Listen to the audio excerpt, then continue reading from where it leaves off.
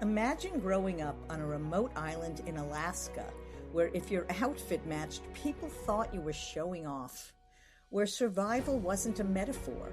Where float planes brought food twice a year and resilience was the baseline, not a buzzword. My guest today, Carrie Williams, grew up in Ketchikan, Alaska, moved to Los Angeles to become an actor, ended up spending 12 years in casting, saying no to hundreds of people every day, and slowly realized the part she loved most wasn't finding talent. It was unlocking it. She retrained as a coach while working full-time, took a significant financial hit to start her own firm, and is now one of fewer than 35 coaches in the United States to hold both the MCC and ACTC credentials from the International Coaching Federation. She founded Rain Shadow Coaching and works with leaders and entrepreneurs on mindset, resilience, and the courage to actually take the leap. This is a conversation about transitions, financial runway, cortisol, and what it means to measure success by ripple effect instead of money.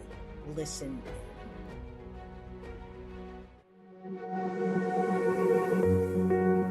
Welcome to Making Change with Your Money, a podcast that highlights the stories and strategies of women who experienced a big life transition and overcame challenges as they redefined financial success for themselves. Now here's your host, certified financial planner, Laura Rotter. Welcome, Carrie, to the Making Change with Your Money podcast. Thank you so much for having me. I'm excited to be here. And I'm excited to have you see where our conversation takes us. Going to start like I always do with the question, Carrie, what was money like in your family growing up? That's an interesting question. I grew up on a small island in rural Alaska. Wow. And so resources in general were limited and also not flaunted. So if you had enough to get you through the winter, then you shared with those around you. If you had enough to share with those around you and you had excess, you didn't flaunt it and rub it in people's face. So we were very open about money, but money was survival-based and not ego-based, if that makes sense. Yes. And to this day, I will go back home to my little island in Alaska and they'll go, Carrie, you're so fancy. And I'm like, what, why am I fancy? And they're like, your outfit matches. And I was like, I got this at Gap Factory, but thank you. So it's all perspective, right? Yes. Yes, I'm always noting that when guests answer this question because we are comparing beings. And so it's very hard not to see yourself in comparison with others. And so many of us grew up without seeing the kind of dramatic wealth that is flaunted, as you said. Now, well, and so here's the interesting take I have from that now. I see money myself as security and stability and freedom. And then I feel an abundance of money means that you have the privilege of having impact and serving in a way that you're not allowed to if you don't have that abundance. And so that's my personal perspective on money. Thank you. I just have to ask, what was your family doing in a small island in rural Alaska? Well, so my grandfather moved up after the war and he was a logger, and they have this term called a Jippo logging company, which is where your family goes out into the middle of nowhere, lives on a float house, logs in the woods, gathers all their logs, and like twice a year they will come and collect the logs and take them away. And so you're living so remotely that the only access you have to other people's float plane or boat. Wow. So the float plane will come and bring you food, every couple of months. It's really isolating and remote. And it's a hard, hard life. And so that's why my family moved up there. Where I grew up was a small town called Ketchikan, Alaska, which is the southernmost city in Alaska. And when I grew up, was very based on wood industry. We had a pulp mill that employed about a third of our city, and tourism and salmon. So it's an interesting combination of living off the land and also sharing the beauty of the land with others. Oh, it must have been beautiful. So, how big when you go back, like how many people live there? Oh my goodness. I want to say now it's somewhere between 12 and 15,000 people. There were about 20,000 when I grew up. My graduating class had 110 people. So, and it's an island. So you kind of know everybody, Yeah. even if you're not friends with everyone, you know everyone and everybody knows everybody's business. And That's a very different way of growing up than most people I interview or meet. And it must give you a very different perspective on things. I think it does. And I think I take it a little bit for granted. I like to joke and say, I will survive a zombie apocalypse because I have some skills. I can bait a hook, catch a fish, gut the fish, fillet the fish, build a fire, and smoke the fish over the fire. And where I grew up, that's like the bare minimum. So they look at me and they're like, really? That's all you can do? And in Los Angeles, where I live now, they're like, oh my goodness. So again, it's perspective. I grew up in a land where resilience and survival was fundamental, and it was the basis that you started from.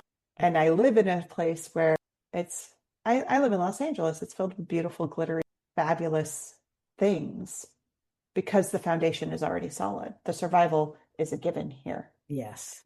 That's really fascinating. As a New Yorker, I could ask you so many questions about it. And even so, how old were you when you arrived in Los Angeles? 'Cause that must be a very big culture shock. It was. I went to college from Alaska. I went to college in New Mexico because I got a full ride academic scholarship because I was going into the arts at the time and I knew I couldn't afford school debt. And my parents told me, well, we didn't save for school, so you'll have to get a scholarship. Good luck.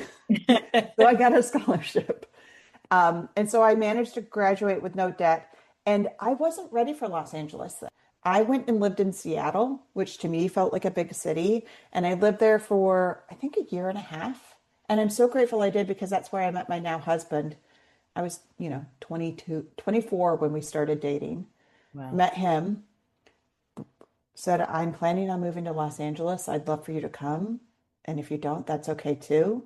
Because I was going to do it anyway. So independent. And came to Los Angeles. And it took me honestly a few months before I was even okay driving here. The island I grew up on had 30 miles of road. I remember when they put the first stoplight in. And not to age myself, but when I moved here, we still had what was the book of maps? It was like a novel. Oh, like McNeil was something I like don't remember, but that's what you had. So it wasn't Yahoo and it wasn't MapQuest and it wasn't on your phone. There was no GPS. You literally had this like textbook full of maps to navigate around the city. So it took me a while. But now I'm thriving. I love it. It is amazing how resilient we are and how quickly we adapt. Yes, I'm hearing a theme. So, to continue the theme of resilience and adaptation, this podcast is a podcast for women who have either been through a life transition or are going through one. And so, Carrie, can you share with our listeners perhaps a life transition that really had an impact on you? Absolutely. And I would like to say before I start that I think life is just a series of transitions. That's the point. Like a book is a series of chapters. If we make it through life with no transitions, we're not growing, we're not expanding, we're not improving. I think when you ask this question, the transition that stands out is the transition that I made from being an artist and working in the entertainment world, which is what I did previously, to being a coach and working to help people develop their confidence and their skills and up level themselves. I went to school originally to become an actor, got a bachelor's of fine arts, moved to Los Angeles to become an actor, realized I had to pay rent. What? So I got a job in casting. So my job was to help other actors get work. which was amazing and so frustrating for myself personally. So my job every day was to literally watch hundreds of actors audition and just go, no, no, Oh. no, you're not good enough. And not tell them why, not tell them how close they got, not tell them what they could do to improve, because that wasn't the job. The job was just to find the person who was already ready. And so at some point, I started mentoring people that I was working with. I mentored actors who had booked a lot and then stopped booking and didn't know why, Mm. or they made it to a callback, which in corporate world's like a second interview, but they didn't get the job and they didn't know why. Because I knew, having watched all of these, that at that point it's not skills. You have the skills, it's the mindset. It's the goals you have when you walk in that room, the energy you're carrying in, and your intention. Are you trying to prove yourself, or are you showing what you would do if you fully owned this role and got to play with it? Mm. Because there's a very big difference in how it lands and how it resonates with the people watching. And so I started mentoring people, and then I started mentoring our freelance folks, and I helped three of them start businesses from the ground floor and get them going, just being a thought partner and listening deeply and giving advice. And I thought, this is pretty amazing. This is really fulfilling, watching people get past a no into a yes. Is this a job? And it turns out it is. And it's called coaching. And so while I still worked in casting, I did my research. I went back to school and I got an evidence-based certification in coaching from Fielding Graduate University, which was also ICF credentialed. For those of you familiar with coaches, ICF is the International Coaching Federation, which is the most widely recognized credentialing for coaches in the world. And I love them because I knew that if I was going to be a coach, I wanted to be as legitimate as possible. I wanted to have the credentials I would look for in a coach. And I love that ICF coaches have to abide by a code of ethics. Mm. I think that's incredibly important. It's like with what you do, like having a governing body that holds you accountable beyond just your word to the client, which should be enough, but often isn't in this world. Yeah. I think there's extra safety in that. And so I became a coach. And also at that time, if I'm fully transparent and honest, I was struggling. I was overworking myself. I was saying yes to everything because I didn't know what to say no to. I was overextended. I was exhausted. I was probably 80 pounds overweight. And Wow. I didn't know what was next for me. I just knew that I wanted it to be more and I wanted to have an impact and I wanted to make a difference. All I knew is where I wasn't doing any of those things. And so that transition for me was really moving towards a career that aligns with my values and how I want to show up and serve the world, and away from things that felt disempowering and disappointing. Thanks for sharing that, Carrie. When you said that you were overworked and burnt out, was that towards the end of your career as a casting director, or was that after you left and started your own? That was towards the end of the career and carried through when I was doing my training for coaching, right? Because I was going full time to school while working full time, right? It comes from a place of I got really good at putting other people first. And when I wasn't sure what I wanted or needed, the easy default was to please the people around me and give them what they knew they wanted and needed because I could serve in that way. So what happened was over the course of time, I just unwittingly and unknowingly sacrificed myself Mm. because I wasn't certain what I needed or what my values were or what my purpose was. And I'm not alone in that. I think so many powerful women have been in that place at some point in their life. Yes. Um, it- we're sort of indoctrinated, if you will, in putting others people's needs before our own, and frankly, even taking the time to slow down to tap into what our needs truly are is a privilege that not many women give to themselves. Yeah. Um, I am very eager to explore more of the emotional issues of this transition, and I'm curious, were there any financial questions, or what financial questions came up as you made a transition? Did you hold both your new coaching practice and salaried employment? How did you do what can be a very scary change? Well, so interestingly enough, even though I worked in casting for 12 years, the position I held was technically a freelance role. Ah, okay. So if the casting company did not have enough work, even though I was the right-hand person, they could just go, yeah, we don't have work this week, and I would have an unpaid vacation. Interesting. Now, because I'd been there 12 years, I had managed to negotiate insurance for myself, which was brilliant. So even if we didn't have work for a few weeks, my insurance was covered and paid for, which felt very grown up and very adult and was very much an anomaly in this industry. Um, but when I left casting, full disclosure and transparency, I took a huge financial hit because I was going from not a great living in Los Angeles, but it was enough to pay my bills, to building my own business and not knowing where my next client was coming from.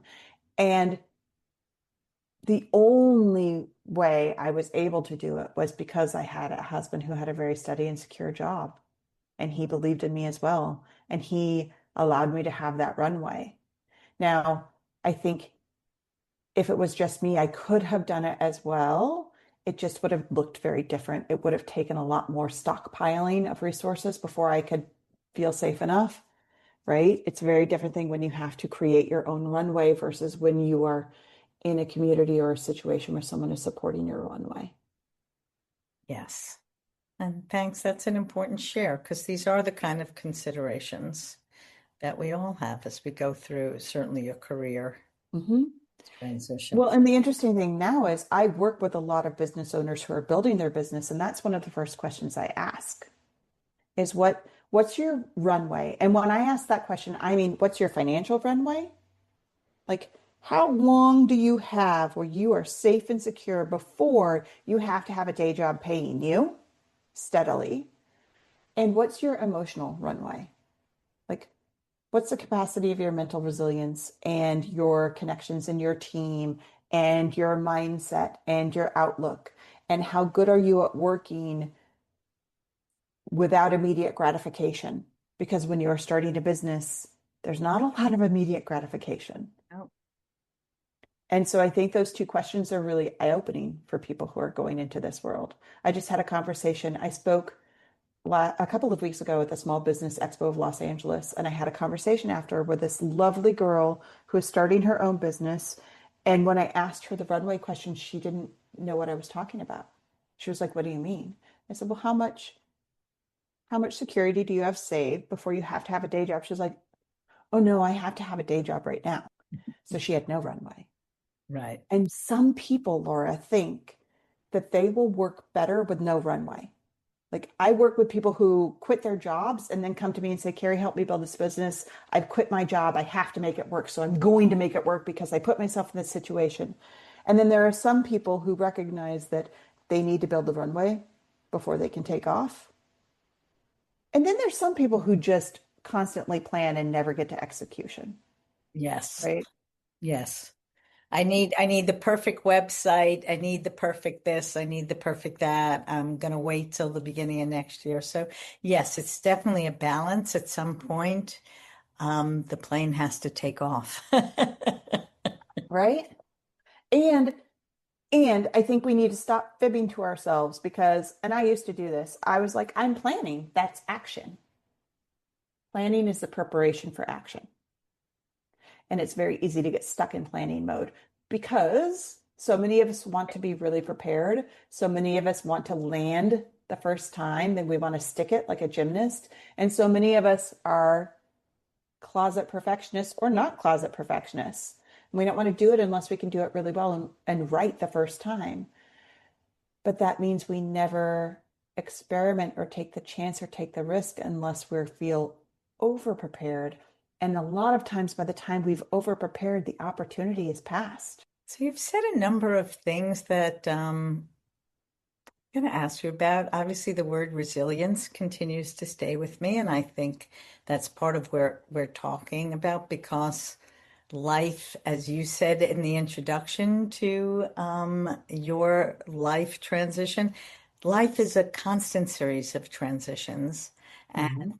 and how well do you, or another question or comment, what practices do you have in place to help you engage with these transitions? So as a coach, I will ask you that as well as I just wrote down the words you used about people who, actors who are auditioning, and that at some point you've got the skills and there's also energy and intention, and it's resonating with me. I'm actually taking a coaching class called Holding Space, Mhm. and coming to realize how important that the energy that I hold and the intention that I enter the space with is in actually impacting the work that I do with clients. So comment on any or all of what I That was so many things. I'm going to miss some of them. resilience, energy, intention. Okay. The words that are So I want to come back to resilience because it's a really important one, but I want to start with intention, I think, because what I heard you saying is so many of us are focused on the action and achieving things. And it is my personal philosophy, and it's okay if listeners, you don't agree with me. You don't have to. This is my personal philosophy that we as individuals and as a culture really focus on having first, doing second, and being last. Mm. Because we tell ourselves, if I have that outfit, if I have that car, if I have that house, then I'll be able to do this. And if I do those things, then I will be this. And that is how society has trained us. They've trained us to be consumers. Like, watch car ads. If you buy a car, did you know that your entire life gets better? Newsflash, it doesn't. That was sarcasm. But that's what we believe, right? And so we focus on let me have the things, let me have the degree, let me have the education, let me have the job, let me have the spouse, let me have the house, let me have the children. And then when I have those things, I'll have to do all of these things. And when I've done all of these things, then I will be, and it's usually a title or part of our identity. That is backwards. We need to focus on being first. Because if we are being that person, then we will take those actions that that person would take. And when we take those actions, we will accumulate the having that that person has, but we're not distracted by the having first. So I think a lot of our energy is wasted trying to get to the being part when we should focus on the being first. I had a colleague tell me once, and I love the way she says it, we need to focus equally on the goal line, which are the things we want to accomplish and do, and on the soul line, which is who we want to be as we're doing it and who we want to be once we've achieved it. That's great. And that gives me goosebumps. It still gives me goosebumps. And so I think that that's really important for us to remember. Put being in front of having. Be the good, do good things, focus more on that than having the goods. And I know that it's counterintuitive, particularly since I'm on a financial podcast. But what I'm saying is you can have all of the money in the world and still not love yourself and be the person you want to be. And if you love yourself and you are the person you want to be, it is so much easier to make that money.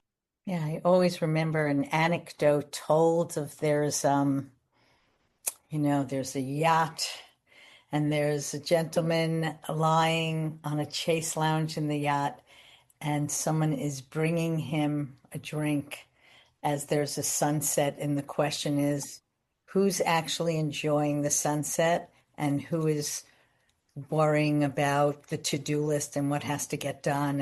And it's not clear, right? It's not.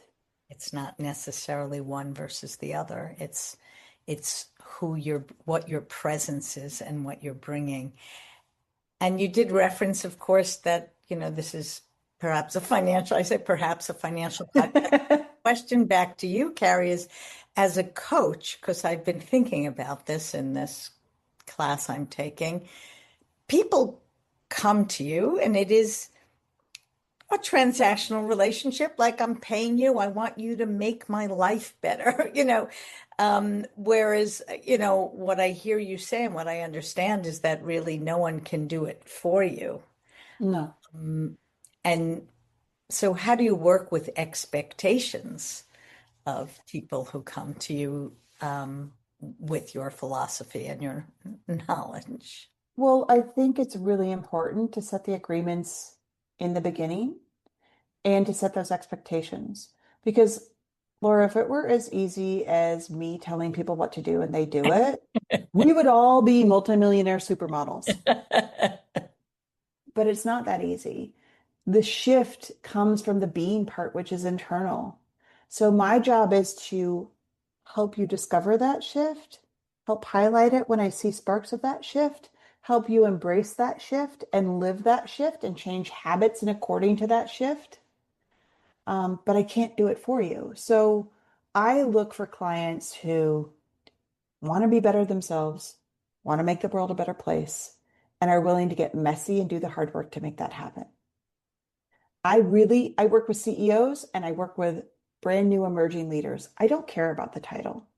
What I care about is the intention and the willingness to show up open and honest and with a growth mindset. Because I think that's the sweet spot. And that brings us back to resilience, because I think that's what resilience is. The fact of the matter is the world is chaotic and we cannot control circumstances. We can't control things that are happening around us.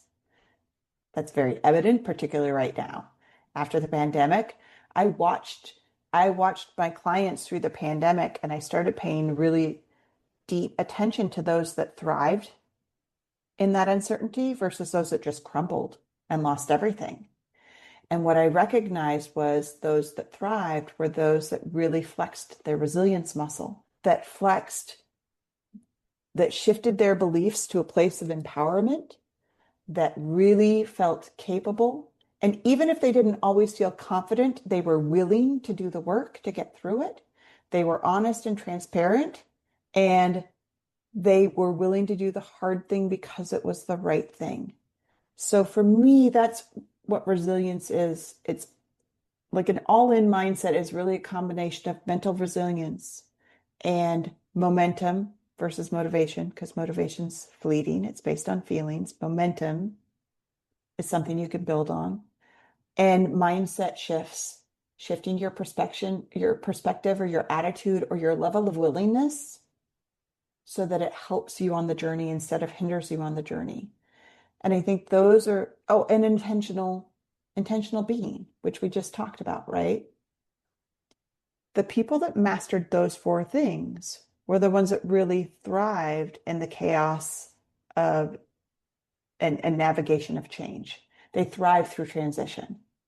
If you don't have those four pillars, when transition happens, you get uncertain, you get hesitant, you get scared. I like to think of transition like you're swimming across a really rapidly flowing river, right? And you're a good swimmer and you're capable and you want to get to the other side. But at some point in the middle of the swim, you go, oh man, this is really hard and I'm getting cold and I'm getting tired. And maybe I don't really want what's on the other side.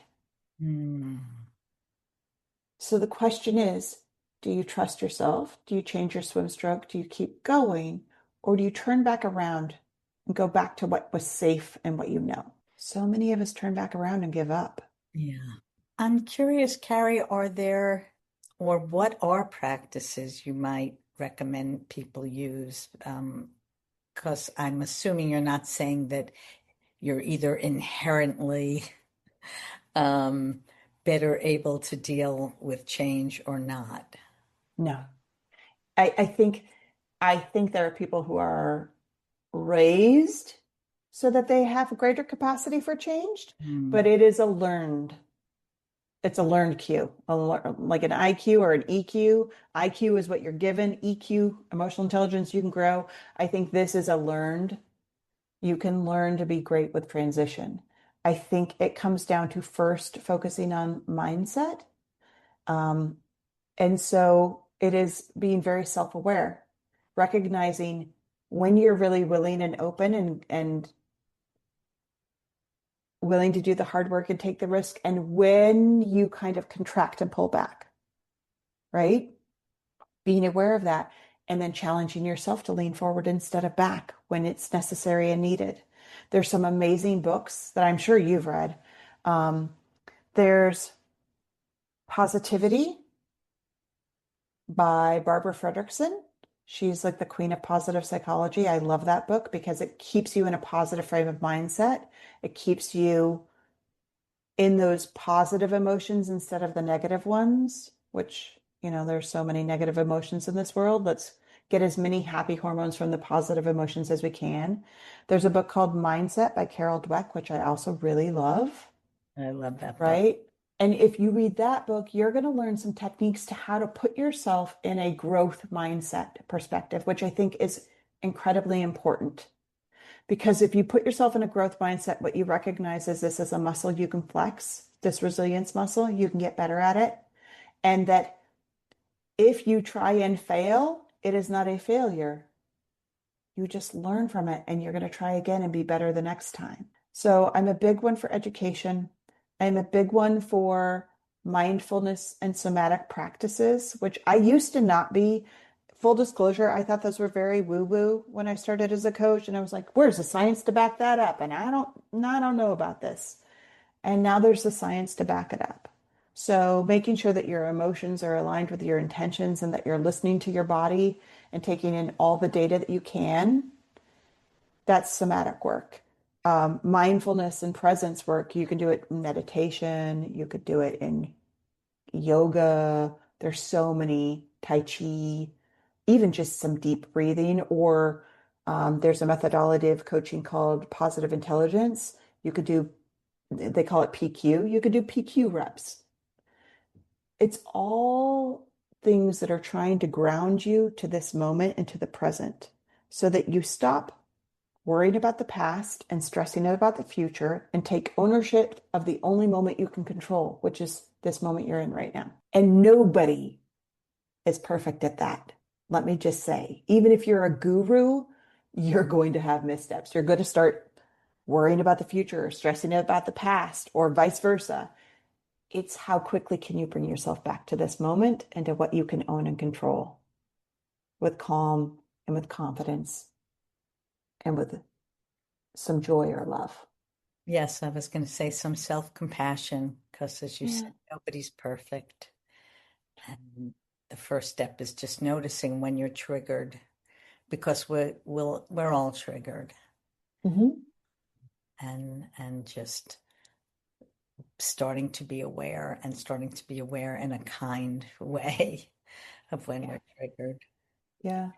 And you're also reminding me, I've listened to his podcast with his son, Dr. Rick Hansen, who's a Buddhist psychologist, who talks about the fact that negative emotions are like Velcro. Like you'll end your day and you'll remember that interaction with a client where you said something that, like, oh, you're so embarrassed about, or when you were triggered and you lost it, and yet, as I sit here in the office and sun starts streaming through, I'm not going to hold on to that, right? Like, oh, there was that moment where the sun came out, and to consciously spend a couple of extra seconds to take in the good, the positive interactions, the walk in nature, because we're automatically going to hold on to the bad and the shame.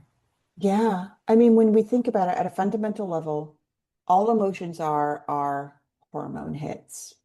We've got the positive emotions that give us happy hormone hits like dopamine and serotonin and oxytocin. And we've got the negative emotions, which usually bring up cortisol and sometimes adrenaline, right? And so here's the tricky thing about emotions. We feel those happy hormones or stress hormones when we feel the emotion. But then every time we replay the situation in our head or get angry about it and think about it or share it at the water cooler and gossip about it, every time we relive a negative emotion, we are flooding our body again with the cortisol. Mm. And so that's what happens. Not only are they're sticky in the fact that we keep reliving them. We keep revisiting them. And every time we visit it, it gives us the same intensity of hormone surge as it did the first time. So we're subconsciously flooding ourselves with stressful cortisol and stressful hormones. And it's really hard to be proactive and to think positively and to have optimism if we're flooded with stress. Yeah. So I think you're right. The trick is to savor, to really Great. savor the good things. Great. Relive those too, right? Like if you're going to have a lovely glass of wine, really savor that glass of wine. Make it worth it. Relive it 3 times. If you get an interaction with a lovely person that you love, your best girlfriend, savor that moment and relive it in your memory and revisit it. That's why gratitude and appreciation are great positive emotions because they're savoring. So it's reliving of something, and then you give yourself time to reflect on it and relive it again and have that same oxytocin surge from it. Great word, savor. It's one of my favorites. I have a gratitude app that goes off. It buzzes me on my wrist and reminds me to write down something I'm grateful for in the moment. And then it's on my phone and you can shake it and it'll just randomly come up with a gratitude that you've written over time to remind you of things that you're grateful for. Being human, 9 times out of 10, it'll go off and I'll ignore it. So you're reminding me that it's nice and it doesn't have to be big things you're grateful for, like for my No. cat sleeping in the corner of the office or Here's the other interesting thing, Laura, that has come up. Positive emotions usually need space. To feel love and express love, you need to make time for people you love and for yourself, right? To feel gratitude or appreciation, you need to make space to relive and reflect on something so you could feel that positive emotion. To feel awe, you have to see something amazing, let it impact you, and then reflect and resonate. And so a lot of us are so stinking busy, Mm. we don't give ourselves space for positive emotions. And then we don't understand why we're exhausted and we're stressed out and we're negative. Positive emotions take a little bit of extra time and cushion, unfortunately. And that comes back to the giving yourself some grace and space. Yeah. So, Carrie, as we get towards the end of our conversation, I like to ask, how has your definition of success shifted? Oh, well, listen, I am a not fully reformed high achiever. At times, I was a hyperachiever. I like finish lines and I like achieving things, but my motivation has shifted. It Mhm. used to be about crossing the finish line, getting the title, getting the award, getting the letters. And now what I care about is how does crossing that finish line help me serve and impact others, right? How does it make me better able to help my clients grow and develop, or in a better position to be more visible and share things that should be talked about? So it's really more about the purpose and intent. And if I'm completely honest, when I started my business, all I measured was money because it's an easy thing. It's easy to measure your bank account and go, well, I must be successful. I made $500,000 this year. But that's not what success is because I know plenty of people that make $500,000 and they don't have a single positive impact in this world. There's no ripple effect to their life. And so I really look at the ripple effect now. I look at the connections. Success to me is not just how far I lift myself up. It is how uplifted people feel because of their connection and association with me. And if I am at the top of the pack, that doesn't mean I succeeded, unless everybody is right there beside me because they're successful. Mm-hmm. And that's a big shift. Yes. And I do think, I mean, we met through being in a group that defines itself as 50 plus sisterhood. So, because I do think that's a shift that comes with age. Yeah, I do. I think that there is a point in our life where we stop worrying about proving ourselves and we accept that we have impact, we have a gift to give the world. And it doesn't matter if every single person appreciates that gift and values that gift. It just doesn't. So before, when I would give a gift, I would want it to be the perfect gift and like change their life and they'd love it so much. It was the best gift they ever got. And now I know how amazing the gift I'm sharing is. And if you don't love the gift, that's okay. It's okay. It doesn't mean I love the gift any less. So my role has shifted to where I search for people that love the gift that I am sharing, that it lands to. Instead of convincing somebody, no, this is the best gift ever. Why don't you love this? Everyone else loves this. You're crazy for not loving this. I find the people that love it because those are my kindred spirits. Yeah.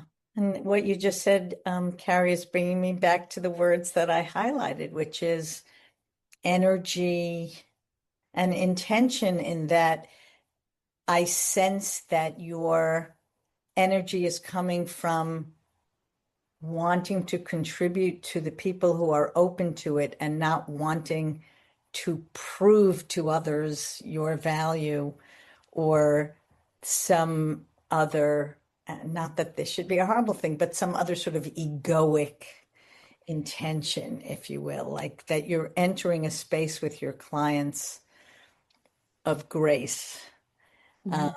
and not of like proving. And maybe I'm projecting onto you. So, No, I think that's exactly right. And I think the word that keeps coming into my head right now, too, that I think is the last final important piece, and we haven't really talked on it very much today, is integrity, right?